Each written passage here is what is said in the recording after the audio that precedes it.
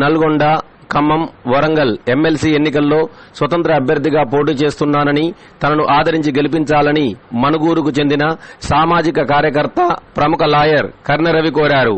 మంగళవారం ఆయన భద్రాద్రి కొత్తగూడెం జిల్లా మణుగూరులో పాత్రికేయుల సమావేశంలో ఆయన మాట్లాడుతూ నిరుద్యోగుల గొంతుకనై తనను ఆదరిస్తే పోరాడతానని తెలియజేశారు.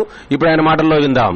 అట్లనే పట్టభద్రులందరూ నన్ను కావాలని కోరుకుని నా యొక్క ఆశయాలు, నా యొక్క లక్ష్యాలు ఈ రోజు వరకు కూడా తెలంగాణ రాష్ట్రం ఏర్పాటైన కానుంచి నీళ్లు, నిధులు, నియామకాల కోసమే ఈ తెలంగాణ రాష్ట్రం ఏర్పాటైంది.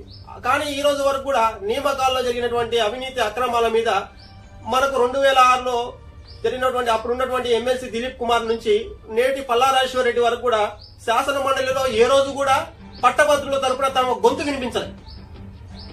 ఏంటయ్యా అంటే పేపర్ లీకేజ్ అయింది టీఎస్పీఎస్ లో.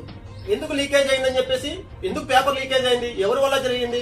ఎంతో మంది నిరుద్యోగులు ఉద్యోగ కల్పన లేక ఆత్మహత్యలు చేసుకున్నారు. కనీసం దాని గురించి కూడా శాసన మండలిలో ఒక్కరోజు కూడా మాట్లాడలేదు. ఏంటంటే ఎమ్మెల్సీ అంటే ఆ టీఆర్ఎస్ పార్టీకి తొత్తుగా ఉండడం వల్ల, అటువంటి పరిస్థితులు ఉండడం వల్లనే వాళ్ళు మాట్లాడలేకపోయారు. కానీ ఒక స్వతంత్రులు, ఒక ఇండివిజువల్ ఉన్న వ్యక్తి, ఆశయాలతో ఉన్న వ్యక్తి మాట్లాడడానికి పెద్ద ప్రాబ్లం ఏం లేదు.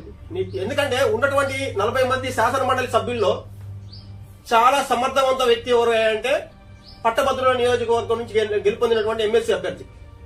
అతనికి స్వేచ్ఛ, స్వతంత్రాలు. ఎందుకంటే 4,61,806 మంది పట్టభద్రుల తరపున ఇతను ప్రతినిధిగా వెళ్తాడు శాసన మండలికి. ఎందుకు పంపిస్తున్నారు? వాళ్ళ బతుకులు మార్చడం కోసం. ఈ రోజు ఒక ప్రైవేట్ స్కూళ్లలో పనిచేసే టీచర్లకు కనీసం గ్యారంటీ లేదు. ఎలా అంటే వాళ్ళకి ఈపీఎఫ్ లేదు, ఈఎస్ఐ లేదు. రేపు ఆ యాజమాన్యానికి నచ్చకపోతే వాడిని పంపేయమండి. కానీ ఒక 100 రోజులు పనిచేసుకుని, ఉపాధి హామీ పనిచేసుకుని, చదువుకొని కూలి అతన్ని రేపటి నుంచి కూలికి రావద్దని హక్కు ఉందా ఎవరికన్నా?